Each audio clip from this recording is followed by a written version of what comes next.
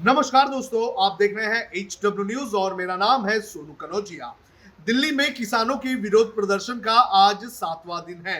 किसान लगातार 3 कृषि कानूनों का विरोध प्रदर्शन कर रहे हैं और सरकार के साथ अब तक जितनी भी बातचीत हुई है, ये बातचीत बेनतीजा निकली है। अब कल एक बार फिर से बैठक होनी है और इस बैठक में क्या होगा देखना जरूरी है। लेकिन जिस तरह से दिल्ली में किसानों का विरोध प्रदर्शन हमें देखने मिल रहा है, अब इस विरोध प्रदर्शन की आग देश के दूसरे हिस्सों में भी हमें देखने मिल रही है। आपको बता दें कि पंजाब, हरियाणा, उत्तर प्रदेश और उत्तराखंड जैसे राज्यों के किसान तो लगातार प्रदर्शन कर रहे हैं, लेकिन अब महाराष्ट्र जैसे बड़े राज्य के किसानों का भी समर्थन इन किसानों को मिलता हुआ नजर आ रहा है। आपको बता दें कि महाराष्ट्र में आज स्वाभिमानी शेतकरी संगठन, जो महाराष्ट्र सरकार में एक सहयोगी पार्टी है, उनकी तरफ से आज महाराष्ट्र के अलग अलग इलाकों में प्रदर्शन किए गए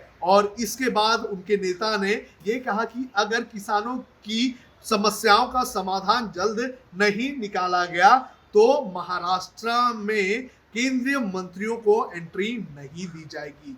यानी कि जब भी कोई केंद्रीय मंत्री महाराष्ट्र में आएगा तो उसका विरोध प्रदर्शन किया जाएगा। क्या कहा स्वाभिमानी शेतकरी संगठन के नेता राजू शेट्टी ने, आप खुद ही सुनिए। यह आंदोलन केवल पंजाब और हरियाणा के किसानों का नहीं है। यह आंदोलन सिख किसानों का नहीं है।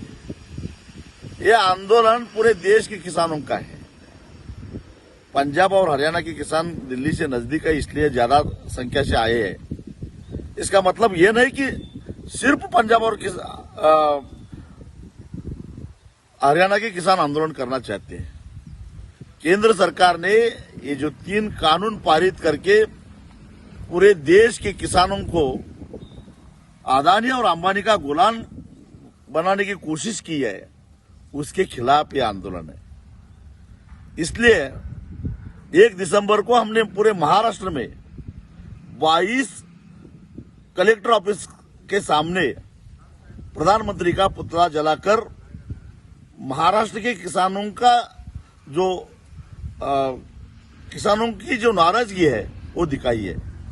इतना ही नहीं है, अगर 2 दिन में केंद्र सरकार कोई हल नहीं निकालती है तो पूरे महाराष्ट्र में इससे भी बड़ा आंदोलन हो जाएगा और एक भी केंद्रीय मंत्री को हम महाराष्ट्र में पांव भी रखने नहीं देंगे। यही चेतावनी हमने केंद्र सरकार को दी है। राजू शेट्टी की पार्टी की तरफ से कोल्हापुर, औरंगाबाद, पुणे ऐसे इलाकों में विरोध प्रदर्शन किया गया। राजू शेट्टी के अलावा अगर बात करें तो सत्ताधारी शिवसेना ने भी कई बार केंद्र सरकार पर किसानों के विरोध प्रदर्शन को लेकर निशाना साधा है। संजय राउत से लेकर उद्धव ठाकरे ने किसानों के साथ जिस तरह से सरकार का व्यवहार रहा है उसको लेकर निंदा की गई है। सामना में भी लिखा गया था कि किसान जो है उनके साथ जो है आतंकवादियों की तरह ट्रीटमेंट किया जा रहा है, यानी कि किसान को जो है आतंकवादियों की तरह देखा जा रहा है। जिस तरह से किसानों के ऊपर ठंड के मौसम पर वाटर कैनन से पानी मारे गए थे तो उसको लेकर भी शिवसेना ने आपत्ति जताई थी। भारत ही नहीं बल्कि विदेशों में भी अब किसान विरोध प्रदर्शन को हमें देखने मिल रहा है।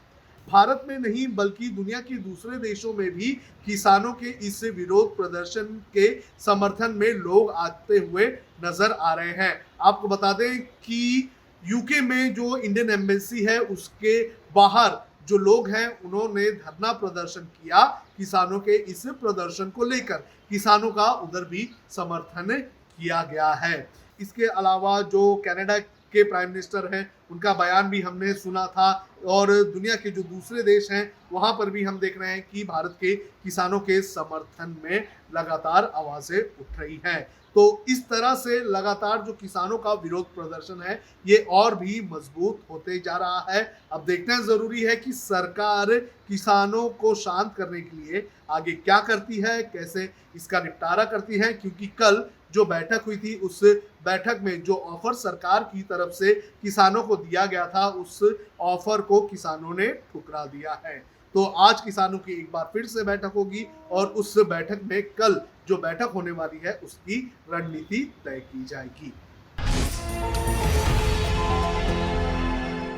अब खबरें पाइए सबसे पहले हमारे मोबाइल न्यूज एप्लीकेशन पर। एंड्रॉइड या iOS प्लेटफॉर्म पर जाइए, HW न्यूज नेटवर्क को सर्च कीजिए, डाउनलोड कीजिए और अपनी सुविधानुसार भाषा का चयन कीजिए। खबरों की भीड़ में अपने काम की खबर पाते रहिए। अगर आपको हमारा ये वीडियो पसंद आया है तो आप इसे शेयर करें, फेसबुक पर हमारे पेज को लाइक करें, ट्विटर पर हमें फॉलो करें, यूट्यूब पर जरूर सब्सक्राइब करें ताकि आपको हमारे हर खबर की अपडेट मिलती रहे।